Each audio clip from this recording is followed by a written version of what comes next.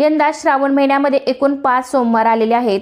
प्रत्येक सोमवारी महादेवावर आपण शिवामूठ वाहतो। तर आपण शिवपूजन करताना शिवामूठ कोणी अर्पण करावी, कशा पद्धतीने शिवामूठ अर्पण करावी, अशी संपूर्ण माहिती मी तुम्हाला आजच्या व्हिडिओमध्ये सांगणार आहे। तर पहिला श्रावणी सोमवार हा 5 ऑगस्ट रोजी आहे। श्रावणातील प्रत्येक सोमवारी शिवाचे पूजन करून शिवाला शिवामूठ अर्पण करावी।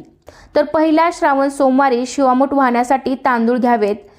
एका वेळी पूर्ण मूठ भरून धान्य घ्यावं। शक्य असेल तर त्यावर पाणी घ्यावं, ते धान्य ओलं करून घ्यावं आणि ओम नमः शिवाय म्हणत देवाला ते धान्य अर्पण करावं। धान्य हे मूठ उभी धरून शिवपिंडीवरती व्हावं आणि धान्य अर्पण करताना मुठीवर हळूवार पाणी सोडावं।